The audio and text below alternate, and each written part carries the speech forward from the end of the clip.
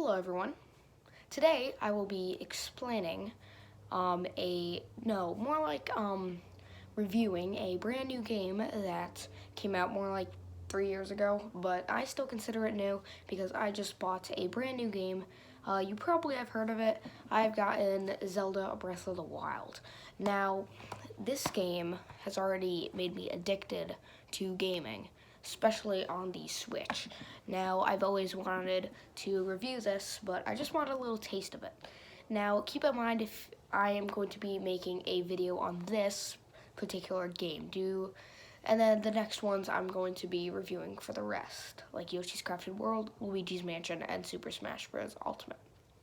Anyway, let's get started with the first reason.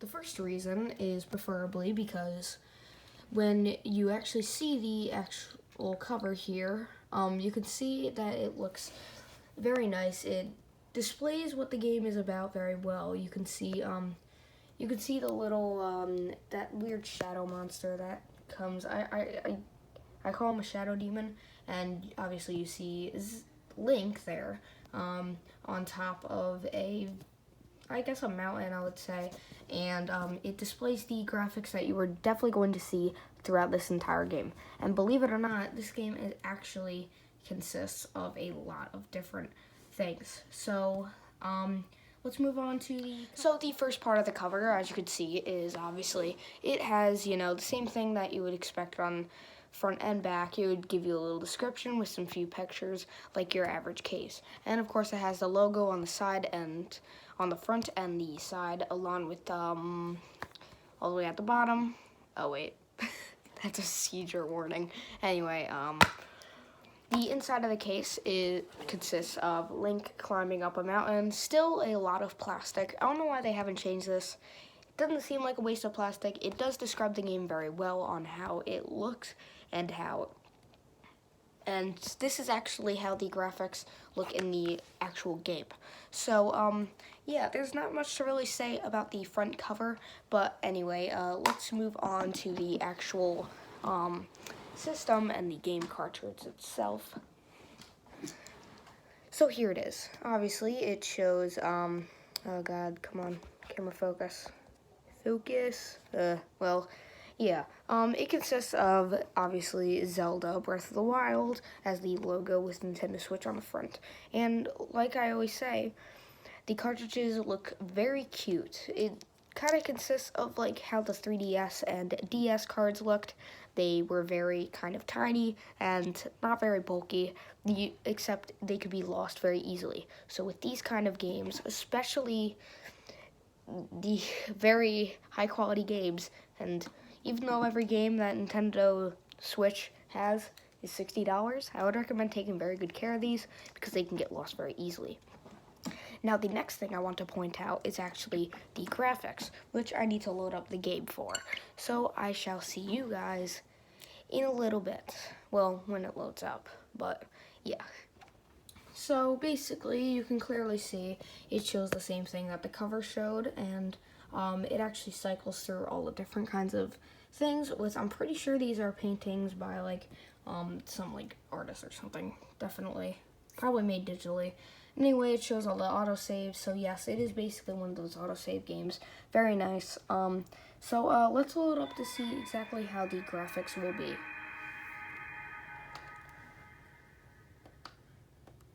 So as you can see, it just loads it up, and there are rubies. You've probably seen that, and there are heart containers and stamina points. This game is very nice and high quality, as you can see. You can clearly see every bit of detail that they put into this game, and they definitely worked very. Oh, and also you can also get set on fire in this game. I'll demonstrate it to you. Over here, there's an indicator of how hot you're getting or how cold you're getting. Right now I'm in a cold area, so the thermometer will obviously go down over time. But if I get close to fire, for example, it will set me on fire. It's kind of hard to do. Yep, there it is. So over time, if not careful, you will get set on fire and start taking damage. Next thing I want to point out is the overall the power-ups that you can get from from your Sheikah slate. It's actually over on your waist over here. It looks like that. Yeah, it looks like an Illuminati symbol. But anyway, this is the kind of thing, and this is actually a big throwback to the first game, where you hold a bomb and you can throw it using R, and then you detonate it using L. It basically can blow up obstacles and enemies in your way. The next thing that I want to announce is the magnesis. The magnesis isn't really useful here, but they can basically take metal objects and it shoots this little laser at it.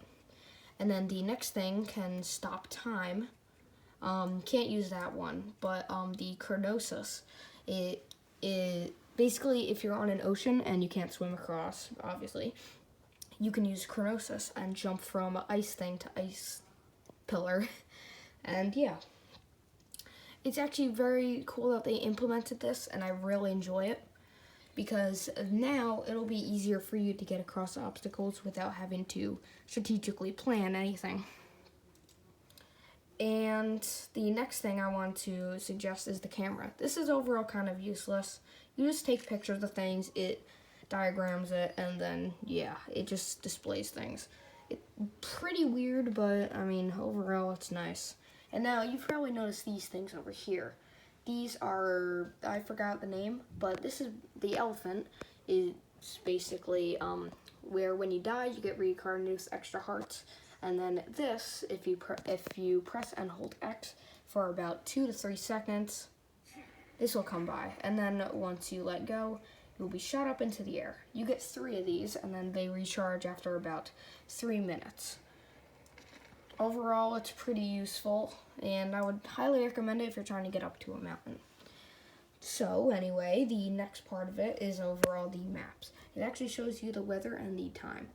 So, at around 9 to 10:30 at night, enemies will go to sleep, which you can sneak strike them and kill them and take their loot. There's also this little indicator of how much noise you're making.